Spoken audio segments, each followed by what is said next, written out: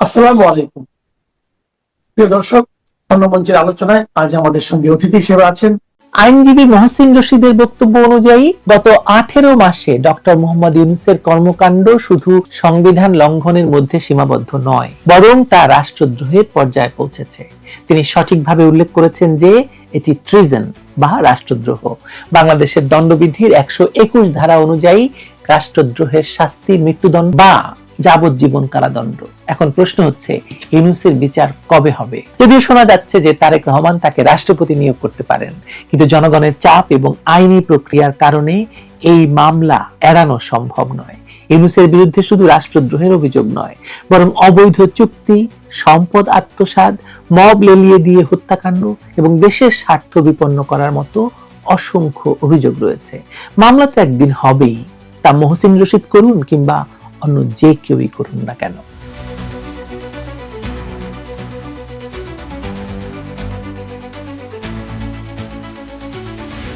বাংলাদেশের ইতিহাসে রাষ্ট্রদ্রোহের অভিযোগে বিচার হয়েছে এবং মৃত্যুদণ্ড কার্যকর হয়েছে।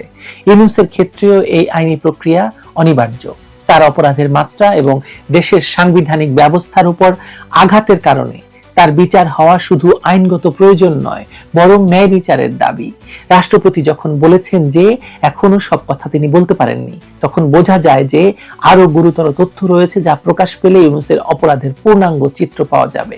কিন্তু এতটুকু তথ্যই তার বিরুদ্ধে রাষ্ট্রদ্রোহের মামলার জন্য যথেষ্ট। এই মামলা শুধু সময়ের ব্যাপার।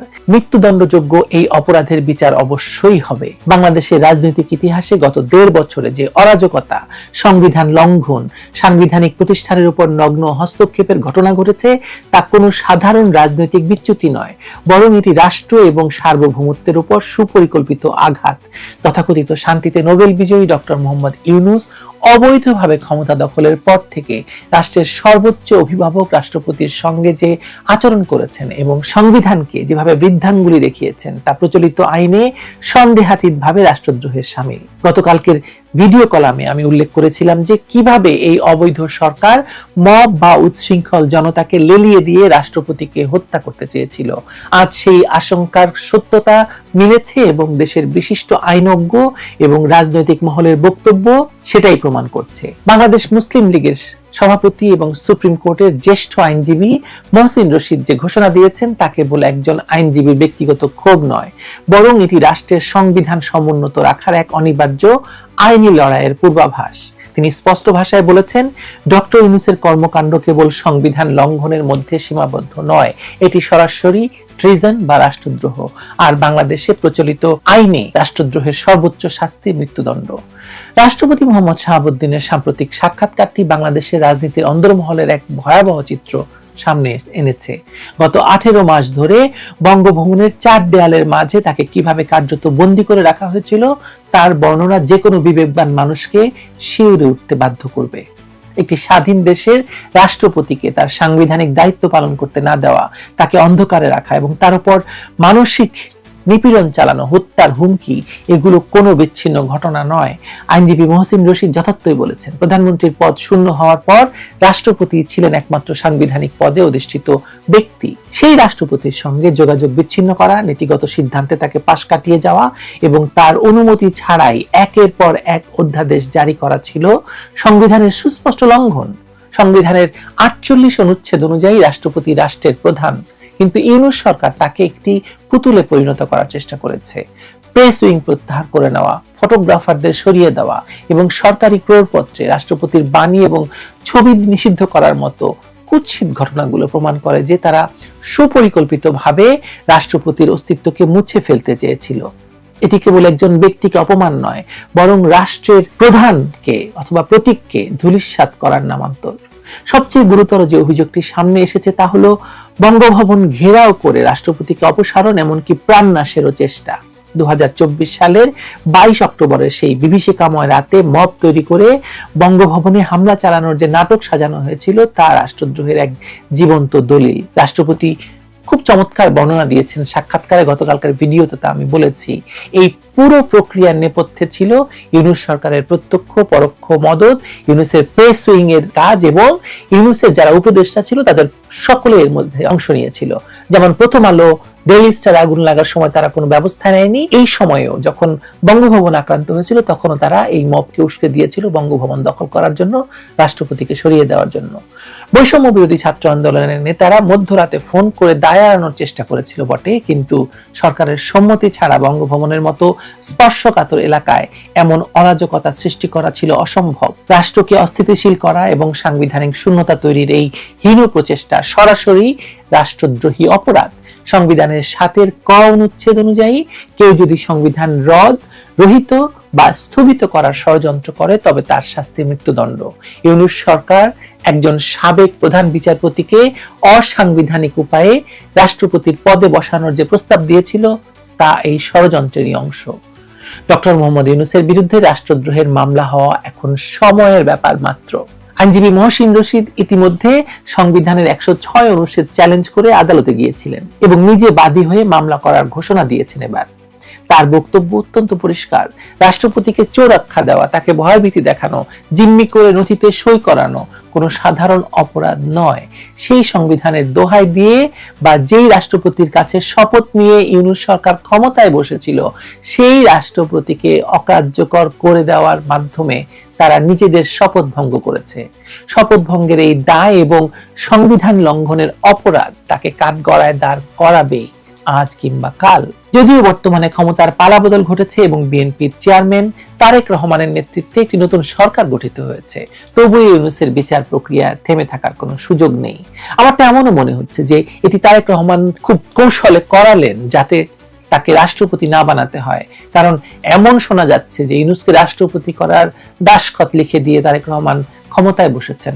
হতে পারে না? শোনা যাচ্ছে তারেক রহমান হয়তো রাজনৈতিক কৌশল হিসেবে ইউনূসকে পরবর্তী রাষ্ট্রপতি করার চিন্তা করতে পারেন, কিন্তু সেটি হলেও আইনের হাত থেকে রেহাই পাওয়ার সুযোগ আসলে ক্ষীণ, কারণ রাষ্ট্রদ্রোহ এমন একটি অপরাধ যা কখনো তামাদি হয় না। ইউনূসের অপরাধের ফিরিস্তি কেবল সাংবিধানিক লঙ্ঘনে সীমাবদ্ধ নয়, বিদেশি শক্তির প্রেরণক হিসাবে তিনি বাংলাদেশের স্বার্থ বিরোধী যেসব পদক্ষেপ নিয়েছেন, চুক্তি করেছেন, তাও তদন্তের দাবি রাখে।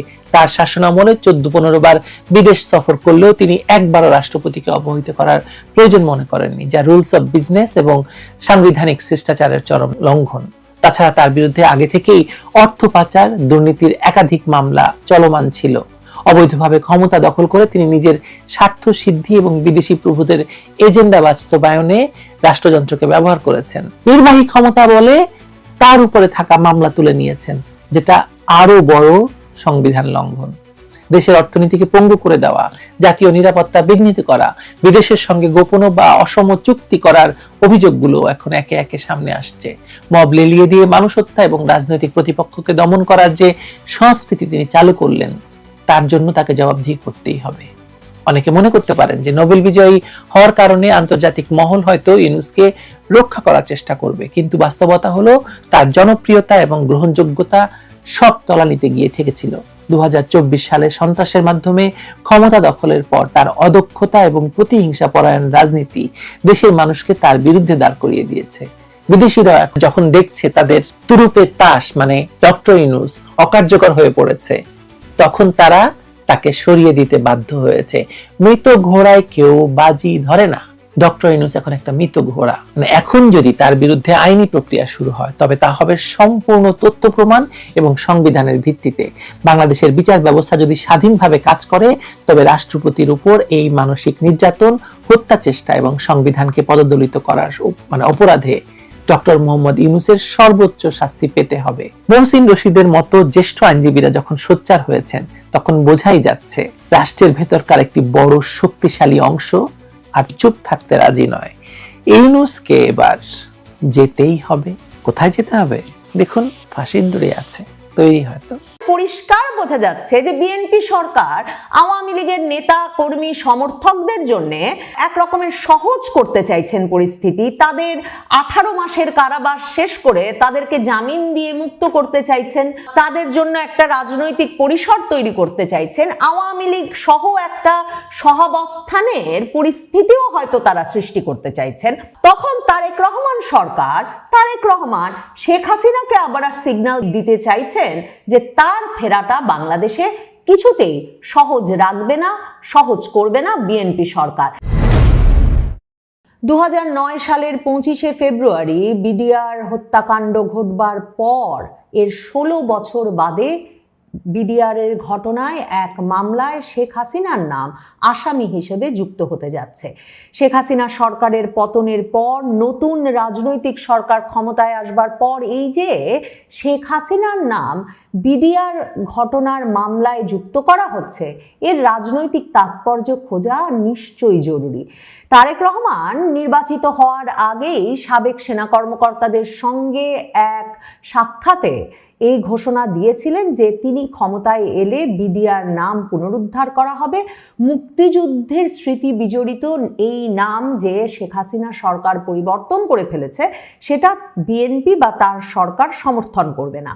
কিন্তু তারেক রহমান তখন ঘোষণা দেন নাই যে ইউনূস সরকার এসেই বিডিআর ঘটনা তদন্তে সাবেক সেনা কর্মকর্তা মেজর জেনারেল আলম ও ফজলুর রহমানের নেতৃত্বে যে তদন্ত কমিশন গঠন করেছিল সে তদন্ত কমিশনের রিপোর্ট তারা গ্রহণযোগ্য মনে করে না। তারা আবারও বিডিআর এর ঘটনা তদন্তে উচ্চ পর্যায়ের কমিটি গঠনের ঘোষণা দেবে। এরই মধ্যে স্বরাষ্ট্রমন্ত্রী সালাউদ্দিন আহমেদ এই ঘোষণা দিয়েছেন যে তারা উচ্চ পর্যায়ের তদন্ত কমিটি গঠন করবেন এবং সেই তদন্ত কমিশনের রিপোর্টের ওপর ভিত্তি করেই পুঙ্খানুপুঙ্খ তদন্তের ভিত্তিতে বিচার কাজ সম্পন্ন করা হবে। কিন্তু যে মামলা চলছে 16 বছরের বেশি সময় ধরে, বিস্ফোরক মামলা 2009 সালের 25শে ফেব্রুয়ারি বিডিআর বিদ্রোহের ঘটনাকে কেন্দ্র করে দায়ের করা, যে মামলায় 800 জন আসামি এরই মধ্যে আছেন, 1200 জন সাক্ষী আছে, 300 জনের সাক্ষ্য নেওয়া হয়েছে, সে মামলায় এখন শেখ হাসিনা সহ আওয়ামী লীগ নেতৃবৃন্দের নাম ঢুকছে। বিডিআর হত্যাকাণ্ডে জড়িত থাকার বিষয়ে শেখ হাসিনা, শেখ তাপস, মির্জা আজম, জাহাঙ্গীর কবির নানক সহ তৎকালীন বেশ কয়েকজন মন্ত্রী ও আওয়ামী লীগ নেতার নাম উঠে এসেছে বলে প্রসিকিউশন জানাচ্ছে। এবং ওই বিস্ফোরক মামলার চিফ প্রসিকিউটর বোরহানুদ্দিন বলেছেন যে সেই মামলায় এখন শেখ হাসিনা সহ এদেরকেও আসামি করা হবে বলে তারা সিদ্ধান্ত নিয়েছেন। এই যে শেখ হাসিনার বিরুদ্ধে বিডিআর মামলা দেওয়া, এই ঘোষণা এলো এমন একটা সময়ে যার একদিন আগেই শেখ হাসিনার বিরুদ্ধে যে মানবতার বিরুদ্ধে অপরাধের দায়ে যে মামলা চলছে, এর মধ্যে একটার বিচার শেষ করে যে তাকে এরই মধ্যে মৃত্যুদণ্ডও দেওয়া হয়েছে, সেই জুলাই হত্যা মামলার বিচার চলছে যে আন্তর্জাতিক অপরাধ ট্রাইব্যুনালে, সেই ট্রাইব্যুনালের চিফ প্রসিকিউটর তাজুল ইসলাম, যিনি তার মতো করে এই মামলাগুলো ব্যবস্থাপনা করছিলেন, তাকে কিন্তু সরকার সরিয়ে দিয়ে বিএনপি পন্থী একজন আইনজীবীকে সেই আন্তর্জাতিক অপরাধ ট্রাইব্যুনালের চিফ প্রসিকিউটর নিযুক্ত করেছেন। আন্তর্জাতিক অপরাধ ট্রাইব্যুনালের বিচার কাজ যে প্রক্রিয়ায় চলছে তাতে যেমন দেশি বিদেশি আইন বিশেষজ্ঞ পর্যবেক্ষকরা ওই বিচার কাজের স্বচ্ছতা নিয়ে, নিরপেক্ষতা নিয়ে এবং মামলা পরিচালনার ডিউ প্রসেস ফলো করা হয়েছে কিনা তা নিয়ে নানা রকম প্রশ্ন তুলেছেন। এরই মধ্যে ওই আন্তর্জাতিক অপরাধ ট্রাইব্যুনালে তাজুলের প্রসিকিউশন টিমেরই একজন সদস্য রীতিমতো কোটি কোটি টাকার লেনদেনের অভিযোগ তুলেছেন তাজুল ইসলাম সহ প্রসিকিউশন টিমের সদস্যদের বিরুদ্ধে ওই বিচার কাজকে প্রভাবিত করার জন্য এবং রাজসাক্ষীর মাধ্যমে বিচার কাজ সেরে ফেলার জন্য। কাজেই তারেক রহমানের সরকার, বিএনপি সরকার সম্ভবত ভাবছে একদিকে যেমন সাংবিধানিক ভিত্তির বাইরে গিয়ে আন্তর্জাতিক অপরাধ ট্রাইব্যুনালের যে আইন, সে আইনে অধ্যাদেশের মাধ্যমে পরিবর্তন এনে আভ্যন্তরীণ রাজনৈতিক সহিংসতার ঘটনার ওই আইনে বিচার কাজ নিয়ে যেমন বিশ্বজুড়ে প্রশ্ন আছে, তেমনি ওই মামলার বিচার কাজে শত শত কোটি টাকা লেনদেন হয়ে গেছে, এই অভিযোগ যখন উঠে গেছে তখন শেষ পর্যন্ত আন্তর্জাতিক অপরাধ ট্রাইব্যুনালটা সক্রিয় রাখা যাবে কিনা, কিংবা বিএনপি কি সত্যি জুলাইয়ের ঘটনাকে সবচেয়ে হাই প্রোফাইল ঘটনার একরকমের গুরুত্ব দিয়ে বিচার কাজ চালিয়ে নিয়ে যেতে চায় কিনা, সেটা নিয়েও বিএনপির রাজনৈতিকভাবে একরকমের দ্বিধা দ্বন্দ্ব আছে। এ অবস্থায় বিএনপি চাইছে শেখ হাসিনার বিরুদ্ধে এমন মামলা দায়ের থাকুক যে মামলায় শেখ হাসিনার সর্বোচ্চ শাস্তি নিশ্চিতের ভয় থাকবে এবং শেখ হাসিনাকে সেই মামলার ভয় দেখিয়ে বাংলাদেশ থেকে দূরে রাখা যাবে। দেখেন, শেখ হাসিনার আমলে, আওয়ামী লীগ আমলে, শেখ হাসিনা সরকারের আমলে তারেক রহমানের বিরুদ্ধে 21শে আগস্ট গ্রেনেড হত্যা মামলার, হত্যা প্রচেষ্টা মামলা, বিস্ফোরক মামলা, 21শে আগস্টের ঘটনায় একাধিক মামলা ছিল এবং 21শে আগস্টের ঘটনার বিস্ফোরক মামলায় তারেক রহমানের যাবজ্জীবন কারাদণ্ড হয়েছিল। কাজেই তারেক রহমানকে দেশে ফিরতে যে রাজনৈতিক পট পরিবর্তন ঘটিয়ে তবে ফিরতে হবে এবং মামলা উঠিয়ে তার দণ্ড উঠিয়ে, মানে রীতিমতো মামলার বিচার কাজকে একরকমের বাতিল করে দিয়ে, খারিজ করে দিয়ে তবে তাকে ফিরতে হবে। এই বিরাট প্রতিবন্ধকতা কিন্তু শেখ হাসিনা সরকারের পতনের আগ পর্যন্ত তারেক রহমানের সামনে ছিল। এমনকি ইউনূস সরকার ক্ষমতায় এসেও সেই মামলা কিন্তু বহু বহু মাস ঝুলিয়ে রেখেছিল তারেক রহমানের সামনে, তারেক রহমান যাতে দেশে ফিরতে না পারেন সেটা নিশ্চিত করতে। কাজেই রাজনৈতিকভাবে একটা খুবই হাই প্রোফাইল মামলা যে একজন রাজনৈতিক নেতাকে কতটা বেকায়দায় রাখতে পারে সেটা তারেক রহমান খুব ভালো জানেন। কাজেই শেখ হাসিনা যাতে বাংলাদেশে সহজে ফিরতে না পারেন, ফেরার কথা না ভাবতে পারেন, এমনকি যে কোনোভাবে আওয়ামী লীগ কে যদি রাজনীতিতে ফিরিয়ে আনার বিষয়ে বিএনপি সকল প্রকার গ্রিন সিগন্যাল প্রদান করে, এক রকমের পরিসর তৈরি করে দেয়, আওয়ামী লীগের রাজনীতিতে ফেরার যে সব সিগন্যাল কিন্তু বিএনপি দেখাচ্ছে। 12ই ফেব্রুয়ারি নির্বাচনের দিন থেকেই বিভিন্ন জায়গায় আওয়ামী লীগ অফিস খোলা শুরু হয়েছে। এরই মধ্যে আওয়ামী লীগের একজন সাবেক সংসদ সদস্য সহ, আসলে দুজন সাবেক সংসদ সদস্য সহ বেশ কিছু নেতা কর্মীর জামিন হওয়ার খবর শিরোনাম হচ্ছে। এরকম একটা পরিস্থিতিতে স্বরাষ্ট্রমন্ত্রী সালাউদ্দিন আহমেদ এরই মধ্যে ঘোষণা দিয়েছেন 5ই আগস্টের পর হয়রানিমূলক যেসব মামলা হয়েছে সেসব মামলা পুনঃ বিচারের বা সেসব মামলা আবারও তারা খতিয়ে দেখার সিদ্ধান্ত নিয়েছেন। এই সব কিছু যখন সিদ্ধান্ত নিয়েছে বিএনপি সরকার, আওয়ামী লীগের রাজনীতি, আওয়ামী লীগের নেতা কর্মী সমর্থকদের জন্য 5ই আগস্টের পরের মামলাগুলো তারা আবার যাচাই বাছাই করে দেখবেন যাতে নিরীহ কেউ হয়রানির শিকার না হয়, যাতে পরিষ্কার বোঝা যাচ্ছে যে বিএনপি সরকার আওয়ামী লীগের নেতা কর্মী সমর্থকদের জন্য এক রকমের সহজ করতে চাইছেন পরিস্থিতি। তাদের 18 মাসের কারাবাস শেষ করে তাদেরকে জামিন দিয়ে মুক্ত করতে চাইছেন, তাদের জন্য একটা রাজনৈতিক পরিসর তৈরি করতে চাইছেন, আওয়ামী লীগ সহ একটা সহাবস্থানের পরিস্থিতিও হয়তো তারা সৃষ্টি করতে চাইছেন, যার পেছনে আন্তর্জাতিক চাপও আছে তারেক রহমান সরকারের ওপর, আমেরিকা এবং ভারতের তরফে। সেই সব মিলিয়ে যখন সেই সিগন্যালগুলো পরিষ্কার, তখন তারেক রহমান সরকার, তারেক রহমান শেখ হাসিনাকে আবার সিগন্যাল দিতে চাইছেন যে তার ফেরাটা বাংলাদেশে কিছুতেই সহজ রাখবে না, সহজ করবে না বিএনপি সরকার। দেখেন, তারেক রহমান এর মধ্যে যতগুলো সাক্ষাৎকার দিয়েছেন, নির্বাচনের আগে যেসব সাক্ষাৎকার দিয়েছেন আন্তর্জাতিক সংবাদ মাধ্যমে, এর মধ্যে একটিতে তিনি পরিষ্কারভাবে বলেছেন যে শেখ হাসিনার পুত্র কন্যারা যদি বাংলাদেশে ফিরতে চায়, রাজনীতি করতে চায় এবং তাদেরকে যদি জনগণ গ্রহণ করে, তাহলে যে কেউই রাজনীতিতে ফিরতে, রাজনীতিতে যোগ দিতে পারেন। কাজেই সেক্ষেত্রে তার অনুমোদনটা বিষয় নয়। এরকম একটা মন্তব্য তিনি যখন করেছেন, তখনও এই প্রশ্নটা মাথায় এসেছিল যে শেখ হাসিনার পুত্রকন্যারা রাজনীতিতে ফিরতে পারবেন কিনা, এমন প্রশ্নের মুখোমুখি হতে তারেক রহমান রাজি হয়েছেন। কিন্তু শেখ হাসিনা বাংলাদেশের রাজনীতিতে ফিরতে পারবেন কিনা, এই প্রশ্নের উত্তর দিতে সম্ভবত তারেক রহমান রাজি হন নাই। ইউনূস সরকার যে আলম ফজলুর রহমান নামের যে সাবেক মেজর জেনারেলকে বিডিআর ঘটনা তদন্তের দায়িত্ব দিয়েছিল, তিনি কিন্তু এক বিস্ফোরক তদন্ত প্রতিবেদন হাজির করেছিলেন।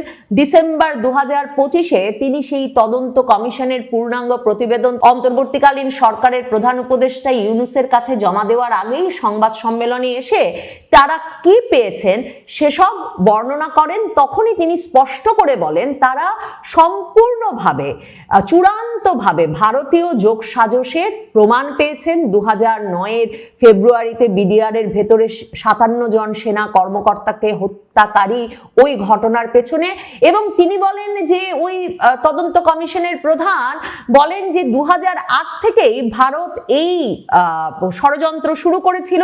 তিনি বলেন যে তারা প্রমাণ পেয়েছেন যে ভারত চেয়েছিল বাংলাদেশের সীমান্ত রক্ষী বাহিনীকে দুর্বল করতে, বাংলাদেশকে অস্থিতিশীল করতে এবং তৎকালীন আওয়ামী লীগ সরকারের ক্ষমতাকে দীর্ঘায়িত করতে।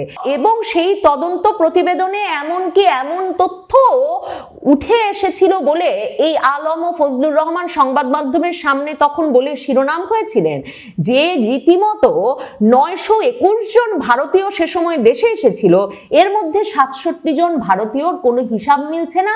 আর তারা বলেছিলেন যে তাদের কাছে সাক্ষ্য দিতে গিয়ে সেনা কর্মকর্তাদের পরিবারেরা রীতিমতো এমন সাক্ষ্য দিয়েছেন, এদের অনেকে সামাজিক যোগাযোগ মাধ্যমেও সোচ্চার কণ্ঠে এই অভিযোগ করে এসেছেন যে তারা নাকি সে সময় বিডিআর ঘটনা চলবার সময়, ওই বিদ্রোহের সময় ভারতীয় সৈন্যদেরকে বিডিআর এর ভেতরে দেখেছেন এবং হিন্দি ভাষায় কথা শুনেছেন।